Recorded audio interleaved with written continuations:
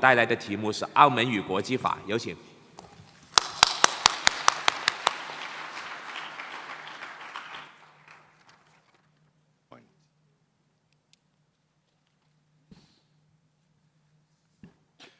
Good morning. Thank you for this kind invitation to be in Macau.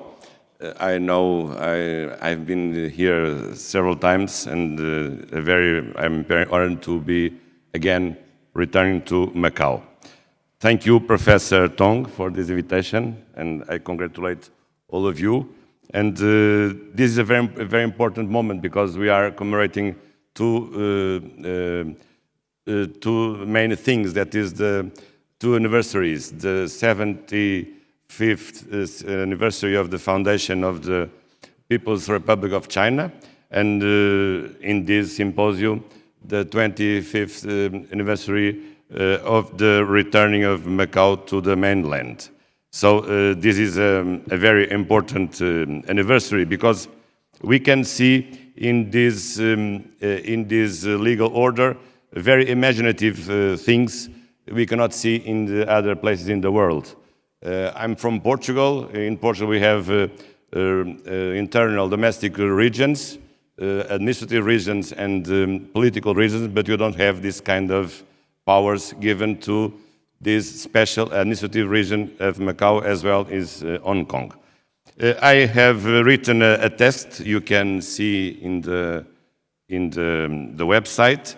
So I think it's better to summarize a few ideas in this PowerPoint I will present you. This is the title of my presentation. And let's see if the PowerPoint will go well in the few slides I have to offer you.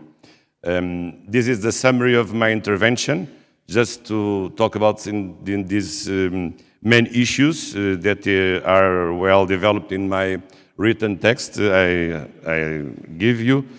The first thing I would like to point out is that the legal order of Macau is a very original order because we have many elements we must consider in this Macau's legal order.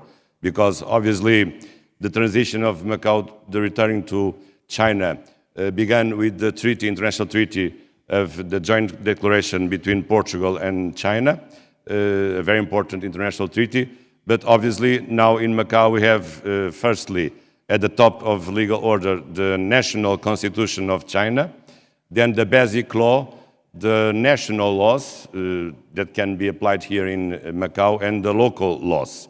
So this is a very interesting feature of this region because is the application of the Article 31 of the Constitution of China, the one country, two systems, because here we have a different system, a different political system, a different economical system, and a different legal system, because we have the heritage of the Portuguese system that is a civil law, not a common law system. In this field, we are very different from Hong Kong because Hong Kong is a common law system, but in Portugal and consequently here in Macau, we have a codified law. And in the last days of the Portuguese presence here, we could approve several codes, civil code, criminal code, and so on. So this is a very interesting way to construct the domestic legal order in Macau. But now we are facing a specific dimension that are the relationship between Macau and the international law. Because as I said a few minutes before, in Europe we have also regions in Italy, we have also regions in Spain. These countries are not federal countries. They are unified countries, but inside these countries we have regional subjects that with administrative powers and legislative powers. But none of them, they have the power to get international relations that is belonging to international organizations or having the treaty-making power. This is a very interesting a very interesting view to see the singularity and the imaginative solution you can reach here in Macau. Let us see quickly those features. The first dimension is the possibility to Macau to be inside either in the China delegations that are dealing with organizations only limited to states, because Macau is not a state, obviously, but also the autonomy of Macau itself, considering that can participate in the international organizations, not limited to the states, and with the name of Macau, China, not inside delegation or inside the China as a national entity. So it's a very interesting way to see how you can participate in international life. In Europe, you have a very important entity that is European Union, but only we have the regions inside our countries. They can participate in the Committee of Regions, but cannot participate in the treaty-making power or having the power to vinculate the countries or the regions to international treaties.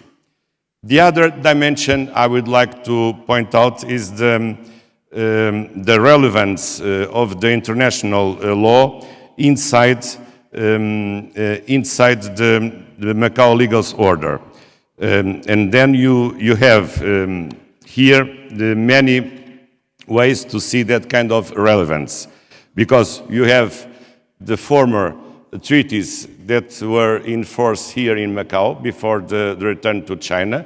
Those treaties can be still in force if they are not against to the national constitution of China.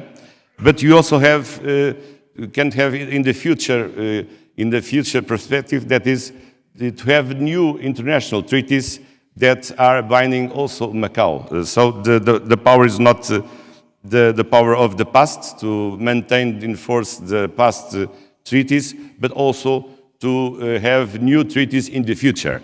That is a very interesting thing to build a strong legal order with a lot of provisions regarding the rule of law or in the broader way, human rights.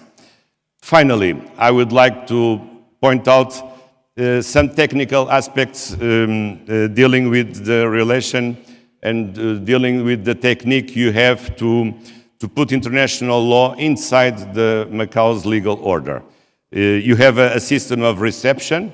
There is no need to transform in an internal decree or internal law the international treaties. They can be applied, they can be binding here inside the Macau's legal order, not having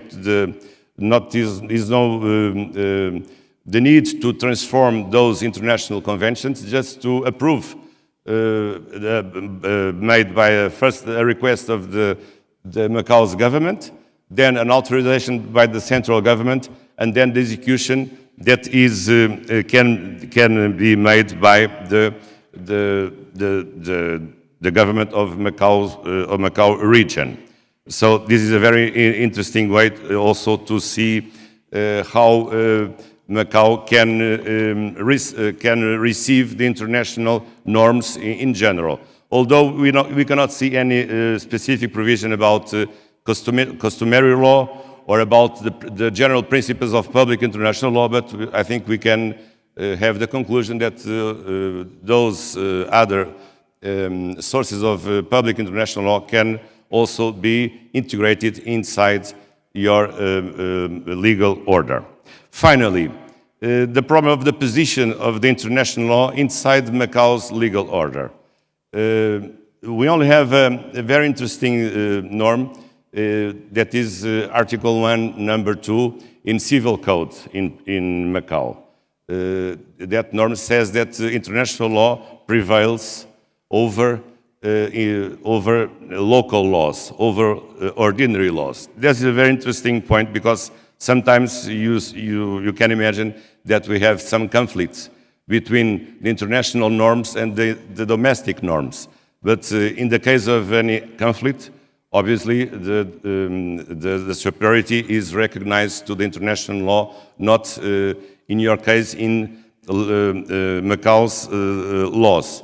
But I think that's a kind of conflict, if there will arise, I think it's not a problematic conflict, because obviously the main laws are also guaranteed because they are applying obviously without any doubt. That is the Constitution of China and the Basic Law, because all the international law you can recognize inside the Macau's legal order is the norms that are outside the delicate issues that are not open to international law directly. That is the issues about national security, about defense, and about other themes that are very important to the sovereignty of the state, in this case of the People's Republic of China. Thank you for your attention and congratulations.